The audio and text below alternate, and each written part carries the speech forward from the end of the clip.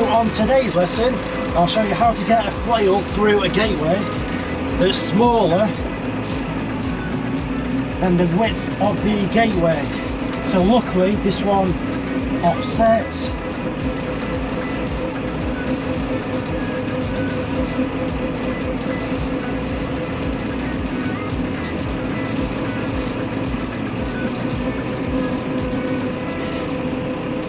Just like that. Jobs are good and so. I like to stripe this field just because it's in front of the house, not my house. So I always start in this bottom corner.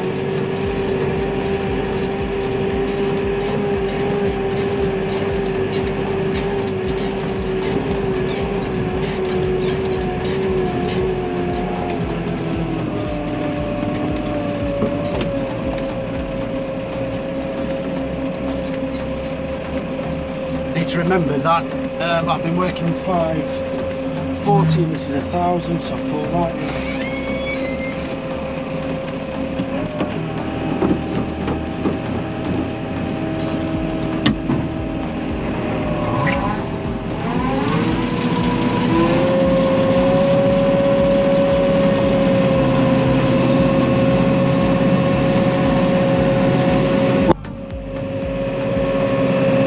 Chugging along. I might just do a couple of runs and then stick a time lapse on, because we know I like a time lapse. Yeah, all the hay's done in a week, which is, hang on, wish I'd have got that. Yeah, so I mean, for me to do all my hay in a week, it's pretty good. I mean, last time I think I do it, well yeah, whenever I have a window, I'll sort of crack on and get it done. But yeah, exactly a week and I got everything done and stored, so I'm extremely happy.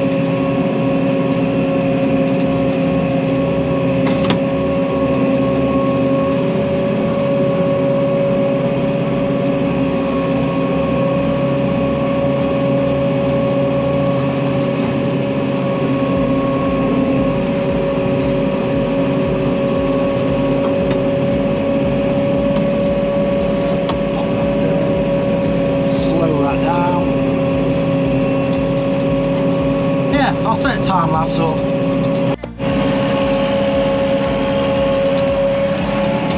Okay, so no time lapse unfortunately. I need to crack on. I need to pick my son up from nursery at 1 o'clock and it's now 12 and I've still got a bit to do, so I thought I'd just crack on.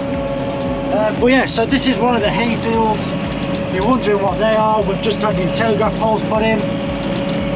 So instead of driving around, they decided to drive through the field, which is slightly annoying. But they've done it, can't go back, can't change it. Yeah, I always cut the headlands. I know I've said this before, maybe not in this section, but on the other side and further down behind me, we do have quite a lot of blackthorn. It's that blackthorn that creeps out. So I just do one run, and it just offers like a sort of buffer between where I take a crop from and the hedgerow. Because like with blackthorn, well, yeah, as soon as you dry, well, it's extremely sharp anyway. But as soon as you dry it, it becomes even, well, because yeah, it's just like nails. And if you've got stock that's eating it, you can quite easily puncture the tongue or anywhere within the side of the mouth. I know with cattle, they can have a real issue if they eat blackthorn. And I would say just puncture somewhere. And again, it's an open source for bacteria. Particularly in the mouth, to gain entry into the body. So yeah, that's why I cut my headlands, it's just to offer that bit of a sort of buffer. But yeah, I'm just going around mopping up now after haymaking, so you can see that the field is cleared off. I might just do a quick time lapse of that. I did have some help.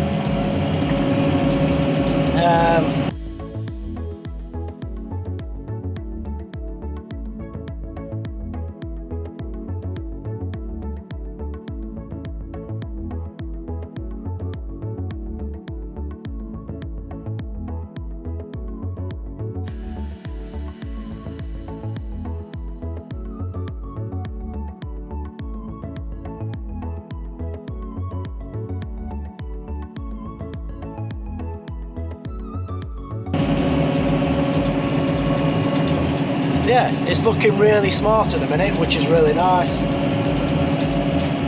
And then what I'll do, once I've done this, if I've got time, I might just do one small field, and then we'll just quickly talk about the baler, sit rep on the baler, because I've priced some parts up, and just discuss my options and what has actually gone wrong. So I know I mentioned it earlier, or like in a previous video, about the baler, but having gone away and done a bit more research, I now fully know where I'm at, my options, and how to move forward. Unfortunately.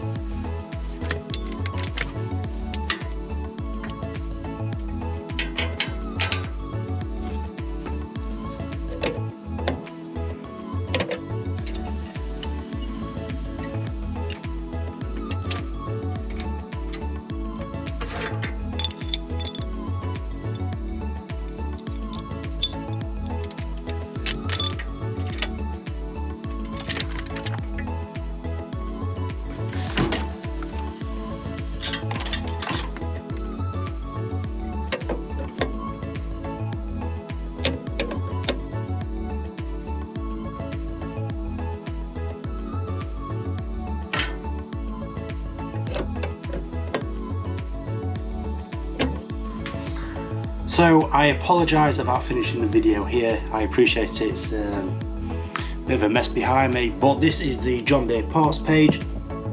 So the parts we are after are on the pickup, what was it, pickup drive.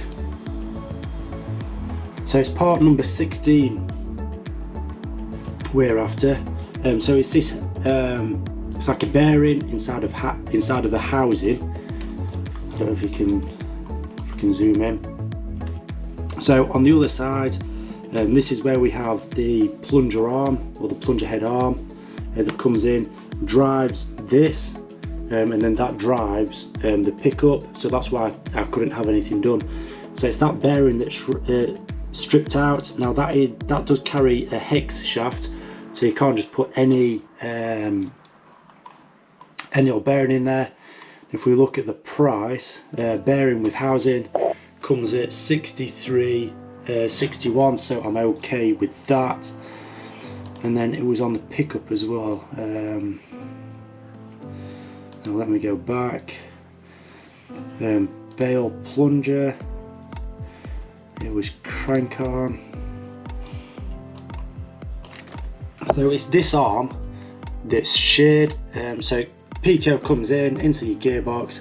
This is what drives your plunger arm, and then it's this one here. So as this spins round, sends a drive laterally across that hex bar and then onto your pulley here. So mine has just sheared across here, and so for that, number 7, we are looking at £227.11.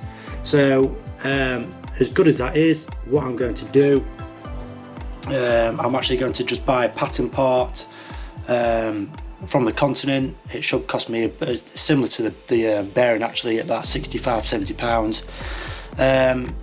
Just get that fitted, and I know that I can do the baling. And then with the one that's sheared, we can get this out, so it is pretty much sheared where that hex shaft comes through. So look at having that welded up and then having a plate, an additional plate on the back of here, and then welded just to add some strength into there. Just because I think it's as it's sort of fractured. So where it's the clean cut or the freshest. So you can see this, it is bright silver, whereas just there's the small section just above the hex shaft that is slightly rusting. So I don't know whether it's been fractured for a while. Moisture's got in, started that rust. But yeah, that's the plan moving forward. Get myself one of them, get myself a new bearing, and then go from there. So yeah, thank you very much, and yeah, just thank you for watching.